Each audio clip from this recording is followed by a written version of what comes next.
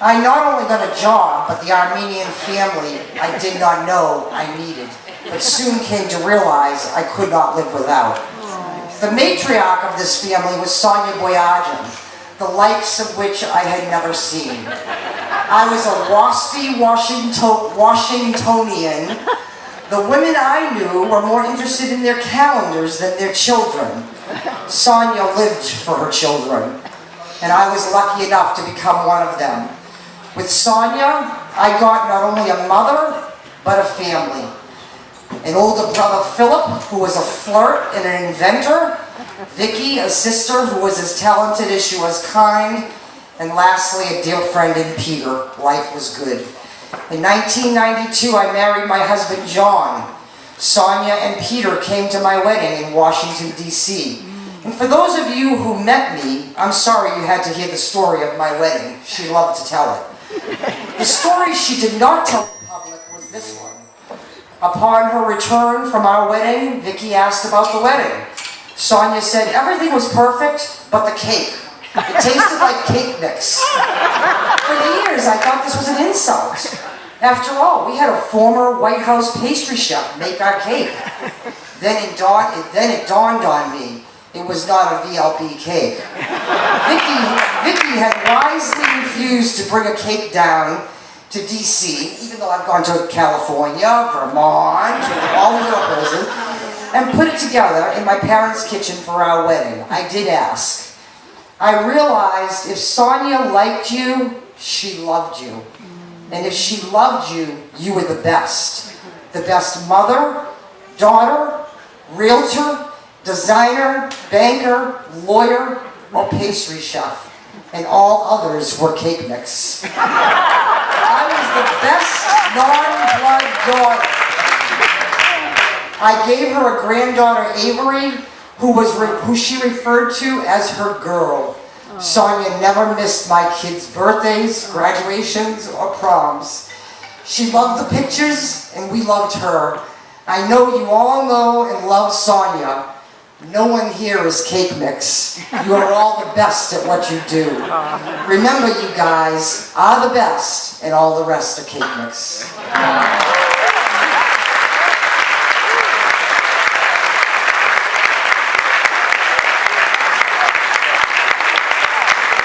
My brother and I really wanted this to be in Sonia fashion today, so she delivered the weather, as well as my brother thought.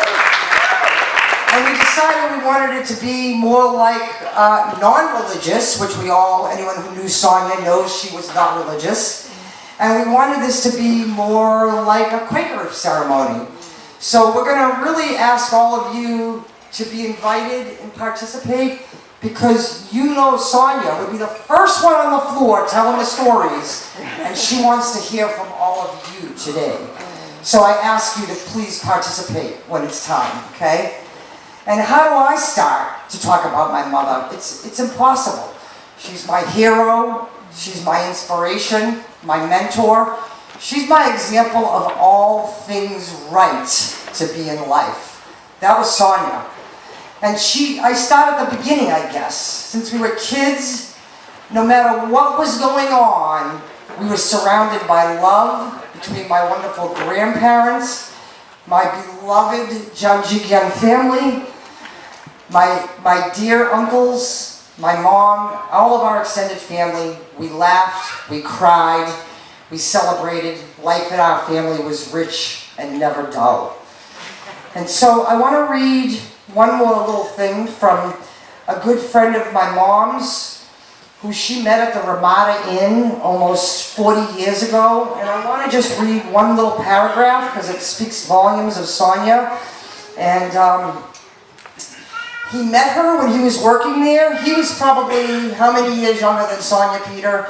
Probably, no, more than 10. Probably like 25 years younger. But Billy who sent some beautiful flowers in the carriage house, and a very, very dear friend of my mother's, He wrote, "We loved each other for no particular reason other than for who we were to each other, and for that there was no label. Sonia was not like a friend to me, she was my friend. Sonia was not like a sister to me, she was my sister. Sonia was not like a mother to me, she was my mother. No one label nor any combination of labels would suffice. After all these years, the only explanation I have is that I think we both had the same North Star." And when he ended his letter, this beautiful letter that he wrote to Peter and I and Albert and Armand, he wrote, "I hear the railroad is heading towards Santa Fe. Maybe I'll head that way." He lives in Santa Fe. "In my mind's eyes, the star cowboy is actually a cowgirl, and her horse is neighing loudly, with its front legs reaching for the sky. Then she gallops westward like Annie Oakley, and I'm left on the hillside watching her ride off into the sunset. My Sonia, my beautiful Sonia, I love you, Sonia. I love you, Sonia Boyadjian. Billy Fishbein loves Sonia Boyadjian."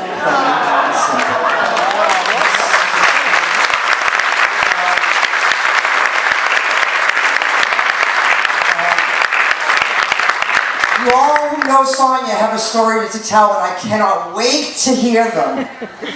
But you also know she was so involved in her beloved Watertown, her family. She was the first woman president of the New England Furniture Association. She was like the mayor of Watertown. She opened her real estate business when she was like 54.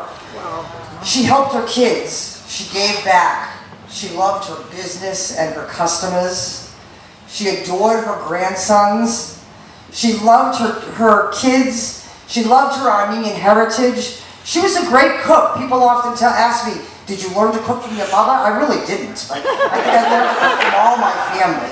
She was an awesome baker. She was an accomplished backgammon player, as my cousin Joyce will attest to, because she played with her husband all the time. She was the queen of stories. And as she got older, we used to have to say to her, "Ma, is this going to take long?" Because it was always a long story. She wished she was a singer. God, she loved to laugh. And you know what? It wasn't the Pond's cold cream. It was genetics that made her look that beautiful. So, you know what? I'm too overwhelmed by everybody's presence here today. Beautiful Steven Silverstein, who owns Not Your Average Joe's, who dedicated a booth to my mother. He's got a booth in his restaurant. It's Sonia's money. Who does that? Who does that?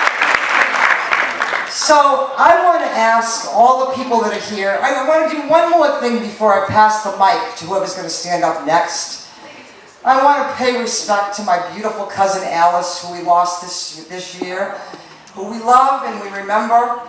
I want to pay respect to Judy Cronin, who was a dear friend of my brother Philip's. I want to pay respect to my brother Philip, who we lost not long ago. I want to pay respect to our beautiful cousin Rita.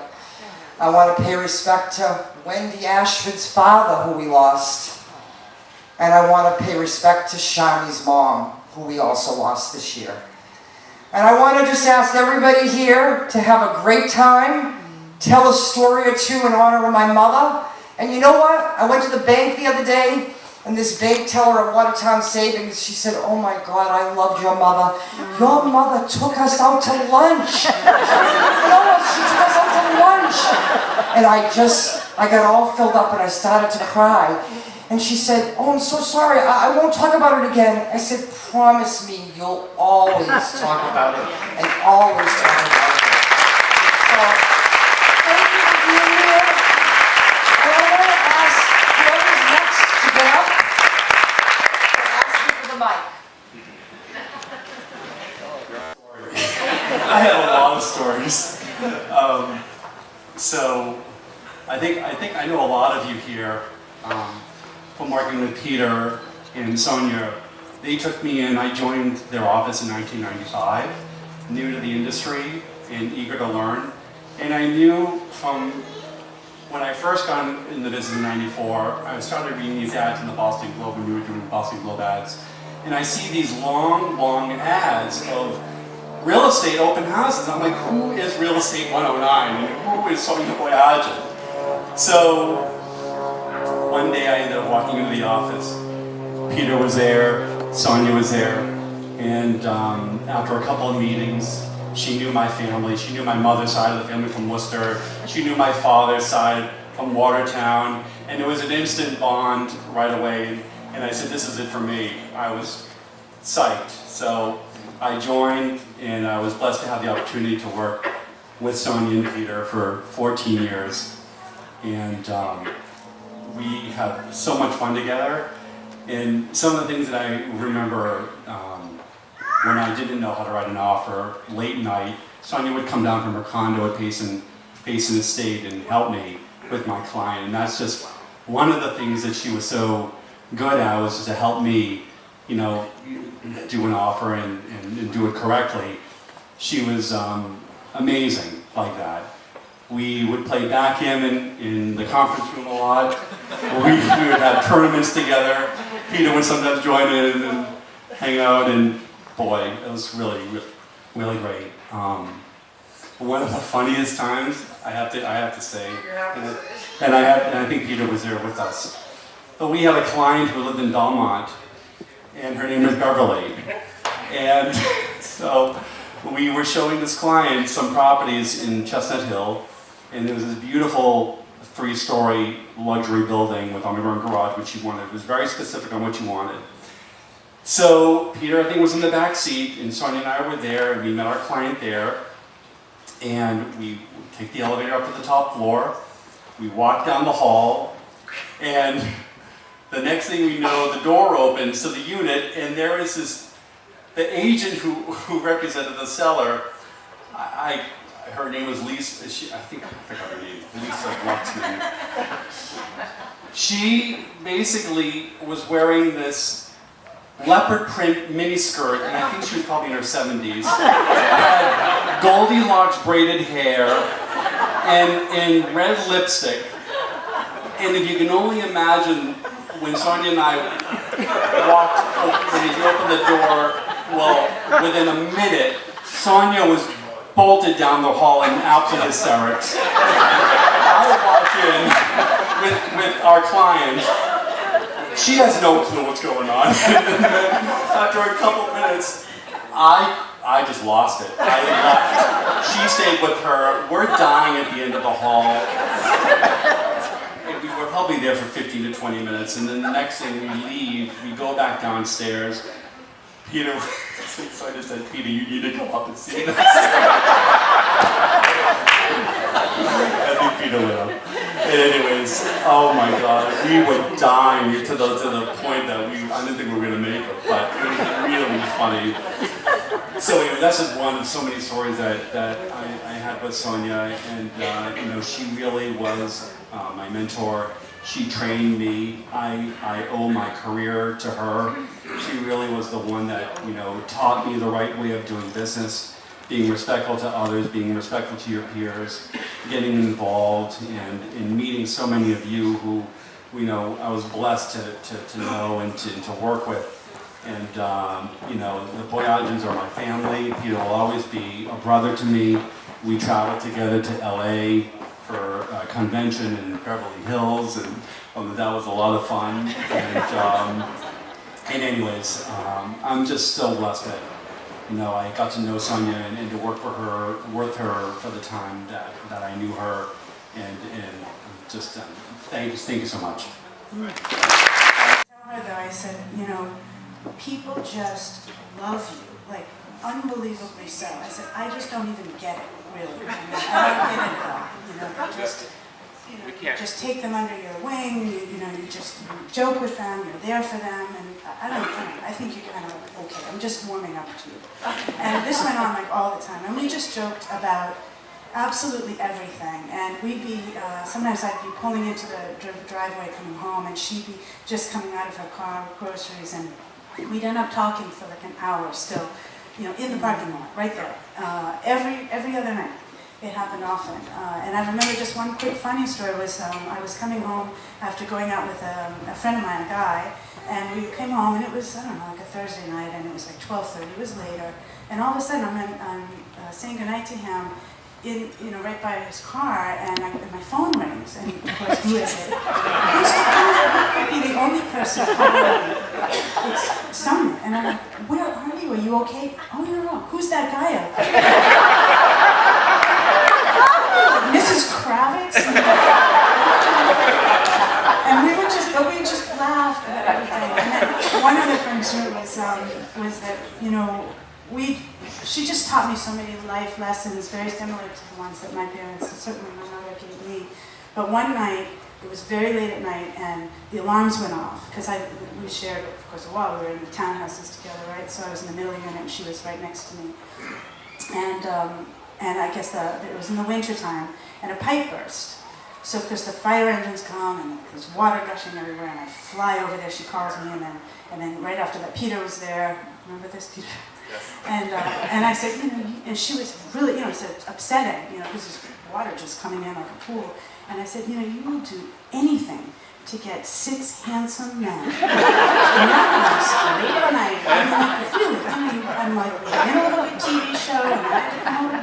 And so she was really upset, but then she broke into laughter. I said, because these are not the things that we get upset over, right? Life is just so much bigger. And so we always would laugh, and always, knew how to keep the perspective. And I miss her every day, as I'm sure all of you are, but I can only say that, when you were with her, and I think somebody had alluded to this even, many times, I'm sure before, she always made you feel as though you were the most important person, and always gave you so much time. So when I look around here, and this is just a scattering of all the people that she truly knew and the lives that she has touched, to think how dedicated a person she was, to truly care about you, really you, and authentically. That is a gift, and you don't always come across people like that, and that's why people love her so. She was just a rare gem, just a gem. So, here's to her. Okay. My name is Kathleen Kelly Lockyer, and the Kelly part's important. I met Sonia when she became the president of the Wartime Egg Foundation. Actually, I met her a little bit before that because she joined the board, and I didn't know Sonia, but I said, who is this person? Okay. And it was a wonderful thing to happen for all of us when she did come to join. But there's a couple of, so many stories I could tell. She did a wonderful job, like every other job she takes on. She did an exquisite job, and the foundation was so much better for her service. But one night after a board meeting, we went over to Not Your Average Joe's, obviously one of our favorite places in the world. And we were at the bar, and sure enough, Sonia met these gentlemen there, and she was regaling them with stories. The next thing you know, they buy us all Dom Perignon. We're there, it was a stormy night, we're sitting in the bar, and I said to Sonia, I have never had so much fun in Watertown in my life. But that's just one of the stories about her, and one of the things I learned in life is talk soon before the competition is too fierce. And I've already had fierce competition, so I'm going to get off this way. I love Sonia, I always will. Shy, okay? But what I'm going to say is, my husband and I drove here all the way from Chicago.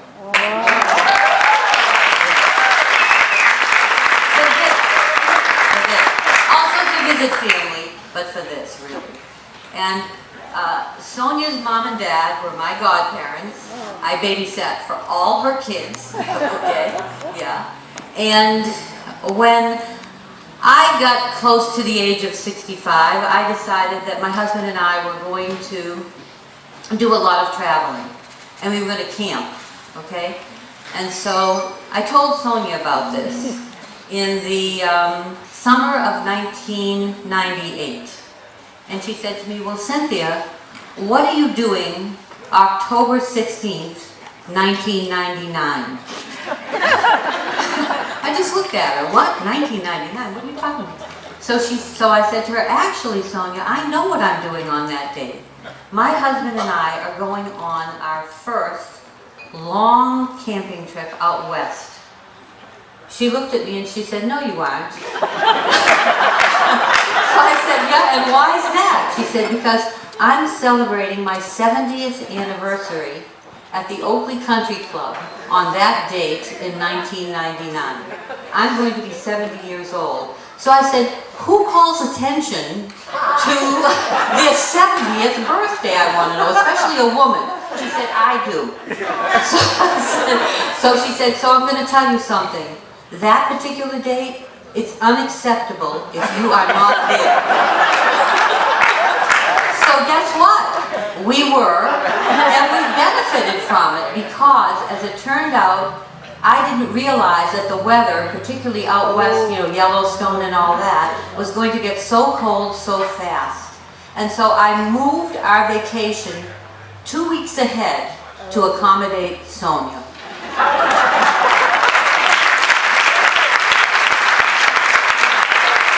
If anybody,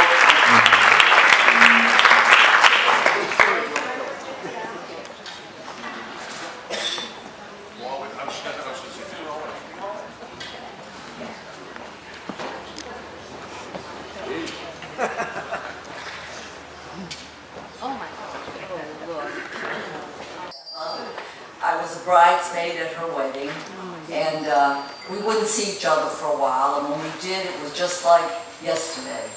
And I just want to say that I used to stay over at Sonia's. If we went to a dance in Watertown or Boston, I'd stay over at her house, and her parents were just wonderful. Vicky was full of fun, just like Sonia, and Albert was a calm, wonderful, and brilliant man. And I had such good memories there. They'll always be with me. And I just want to say I love you, Sonia. $1,000 for our cause, and that was just amazing. But what was the best part about meeting Sonia, and the first time I met her, she walked into the New England Center, which is kind of a gritty place. And she said, "I'm going to throw a birthday party for myself, and I'm going to be 85. And again, who lets anybody know they're going to be 85? But 70 wasn't good enough, so here she was going to be 85. And we took to each other like peas and carrots, honey and bees, and we had a blast together. We ran the first one, and thank you to so many people here who were able to make that a phenomenal event. And then it was kind of funny. I mean, I'm a fundraiser. I loved Sonia, and people in my office would say, "You're going to have dinner with Sonia? I mean, didn't you guys do a fundraiser 6 months ago?" I was, oh my God. Sonia was everything that everyone has said. She became my mother. She became my best friend. And my mother is my best friend. And she became so much to me and my world. I absolutely adored her. So we did a second fundraiser. And everyone here, thank you, Stephen, was a huge part of that. But the best thing I came away from with knowing Sonia and loving Sonia and having her love me right back was I wanted to become an archivist because I wanted her to do her story for StoryCorps, which is a special program that they have through the National Archives. And I would tell her about it all the time. And I'd say, "You need to record these stories."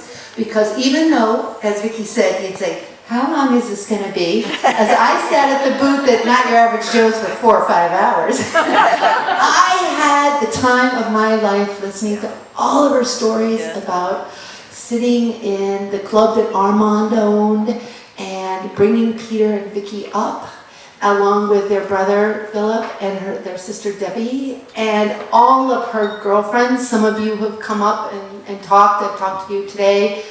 She would mention you time and time again, and it was the joy of my life to know Sonia in her aging years and have those 3 special years with someone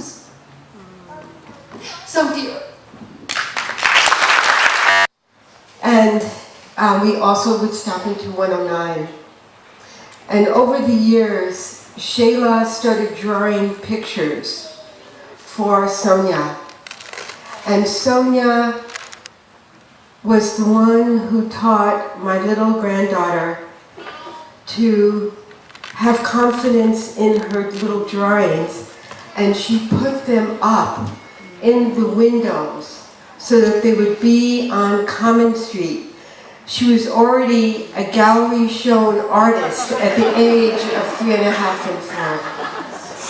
And when I told Shayla yesterday that I was going to a ceremony today about her beloved Sonia, I want to tell you what Shayla said. She said, "Grandma, Sonia is still here. Sonia is in my heart. Sonia will never leave. She's always going to be here." And it is how I feel.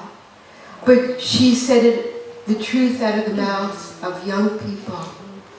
And to see Sonia in action was amazing. I know how much she loved her Luke. I'm a neighbor of Vicky and Luke. I see them on Oliver Street. I have never seen anyone more passionate, more devoted to social justice and making a difference in the world, but also never forgetting the personal. And to bridge those gaps, she was the embodiment of everything that a woman of valor is. She was brave, she was courageous, she was kind, she was compassionate, she was funny, she could be tough, and she embraced life like no one else I know. And I just want to say thank you, Sonia, and Shayla will be carrying you around forever, forever, forever.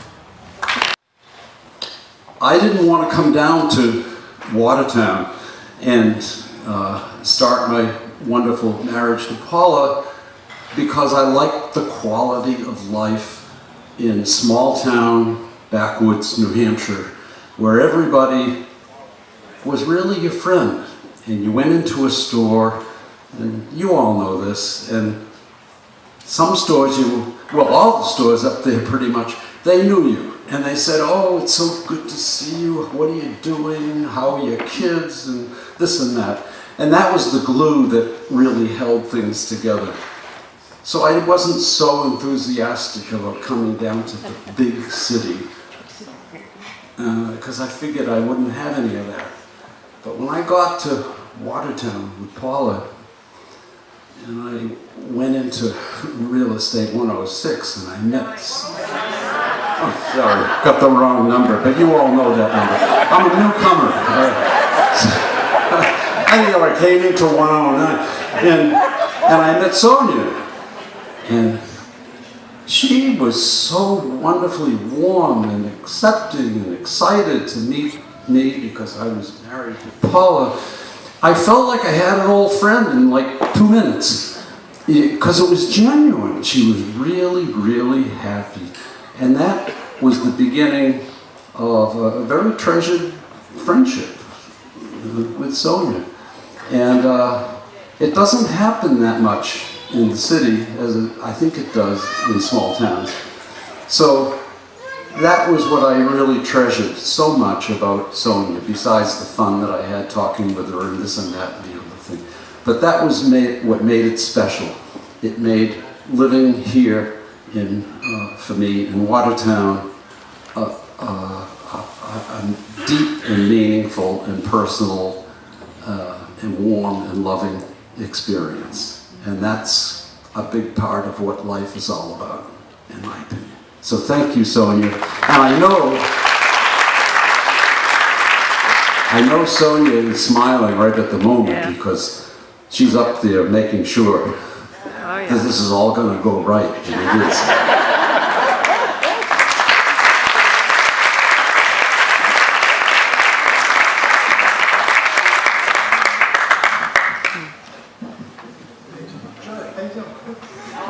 I've I'm John Baboyan, and no,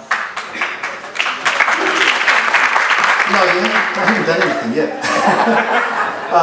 My mother's side of the family, which is the Chorobanian side, is very close to Sonia's side, the Janjigian family, and I've known them my whole life. And Vicky and I grew up. We were like 2 years old. We first met, and where they go back before we were born, and we won't say how long that is.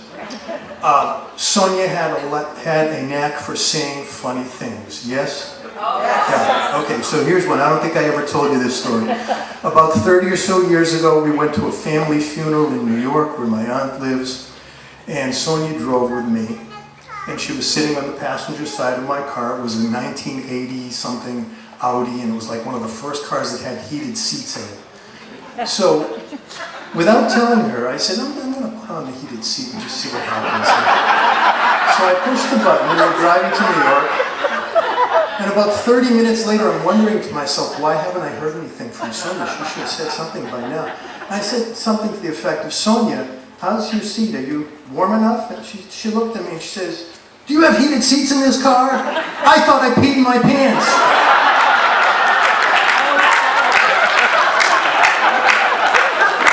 That's Sonia, right?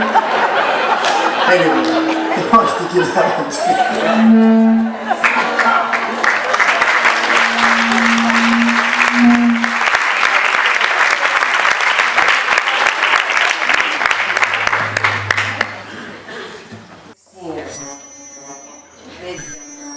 So I want to say thank you to Vicki and Peter for inviting me. And I want to say, I haven't known Sonia nearly as long as everybody else, but I want to tell you about the last time I saw her. I was at Vicki Lee's having a cup of coffee with my granddaughter-in-law, Terry, and Sonia came over, and we were talking. And she was simply asking me, how are you, what's going on, so on and so forth. And I said, well, I'm about to be 80. So this segues into the birthday stories about people. And she said, what are you going to do? And I said, I don't really know, maybe not so much. I just want to be with my children and my grandchildren. And she goes, oh no, you have to have a party. You have to really have a party. So my son got involved and gave me a really beautiful party. I was hoping that Vicki and Sonia could come. It was in Boston, but it was actually when Sonia had gotten really sick and was starting on this journey. So they were not able to be there, but it was really because of Sonia that I had this beautiful experience. The other thing I want to say is I said to her, your skin is so beautiful. Everybody says that. You are so gorgeous. What do you do? And she said, well, I put cream on every night. It doesn't matter what kind of cream. It can be the cheapest cream. Just do it every night. I had never put cream on. I was 79 years old. I said, okay, Sonia, I'm going to do that. Now, I don't remember to do it every night, but every night that I do it, I think about your mom. So thank you, Sonia.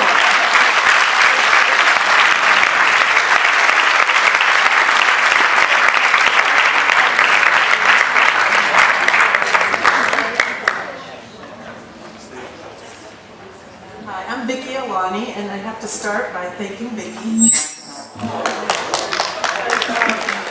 This is how I got introduced to Sonia.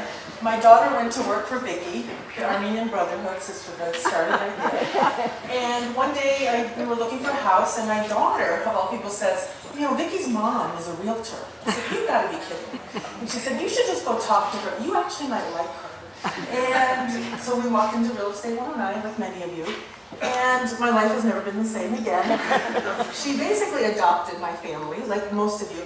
And what was so interesting to me today, and sort of listening to all of you, is every time I talked to Sonia, I felt like, well, who is this woman who doesn't have any friends or anything else to do but call me and my daughters to hang out with us? And I'm looking around and I think everybody felt that way with Sonia, right? When she called you, like you were the only person in her life and she really wanted to be with you. And how magical is that? Because my daughters felt that way. I mean, she would call my daughter and just, okay, Christina, what's going on? Right? She really wanted to know, like, what was going on in my daughter's life. I mean, she was just magical that way.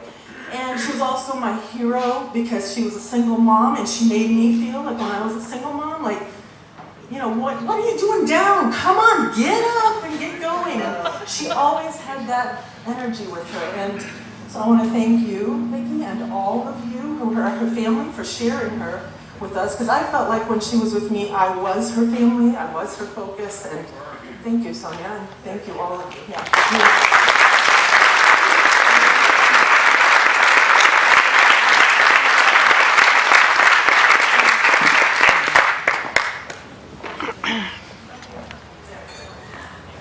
I met Sonia because I always go to Vic Lee's and get dinner and lunch and breakfast. So Sonia and I kept, four of us with Sonia started meeting for dinner. And we started meeting at Joe's, Joe's. We started at the booth and it was an honor to sit there. And so the first night was heard all about Old Watertown, and it was like, we were just like amazing. It was just a wonderful, wonderful time. And we all talked about each other and our experiences. And so we continued this, and Sonia would write us an email and say, "Hi, lovely ladies, it's time for dinner." And we'd go and have dinner at Joe's.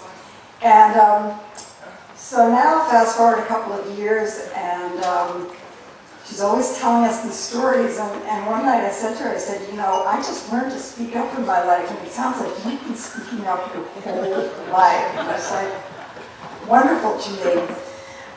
But there was one Friday night I was going in to get some lemon haddock, and I passed Sonia, and she's got a little container of lemon haddock, and I do too. And Sonia says, I like to eat fish whenever I can. I said, I do too. And she pauses and says, do you know where you can get a good cheeseburger these days? So I said, yeah, Sonia, Harvest is where we've been going. So she said, let's go. So we went the next week. And we sat there, again, eating cheeseburgers and just listening to each other. And it was like there was no time and there was no age. And she talked about her life, we talked about our life. And that night, so that was mid-February, just before she was diagnosed with cancer, but that night I followed her home because her car was parked in a funny place. Anyway, I followed her home, and it was like she's just driving really steady up to the top of the hill, and it was just this magical night. It was a little snowy still, and just steady Sonia, you know, eating cheeseburgers together at the Harvest. And that was the last time I saw her, and it was like shocking to all of us that she was gone soon. And I really appreciate so much because of all that she was, and we knew her for 3 years. So thank you so much.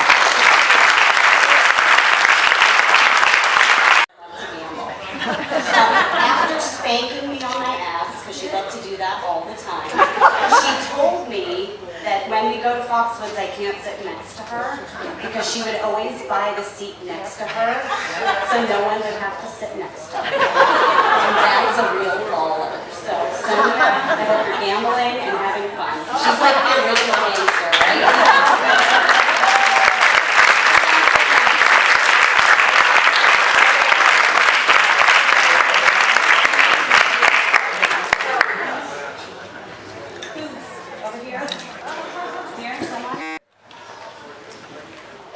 And we shared a lot of good times together, especially Kef times. We loved our Armenian heritage and our Armenian music.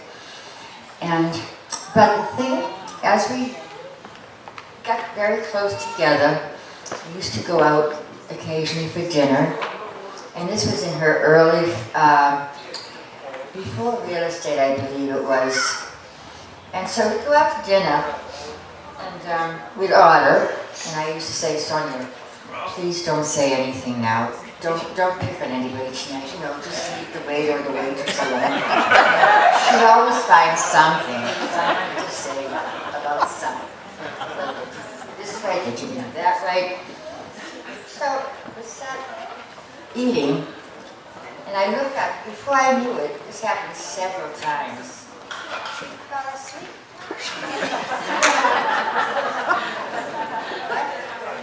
Oh, she would fall asleep. She was sleeping over the food. I said, Sonia. Oh, okay. I'm awake. Honey, you're so tired, I said. She said, I know, Terry, I'm so tired. Can we go home? I said, okay. So this happened several times. She would always fall asleep whenever we went out to dinner because she was so tired. But I love this girl. I can't say how much I love her. It hurts to talk about it, but she was my best friend, she was my sister, she was my mother, and she always used to give me good advice, and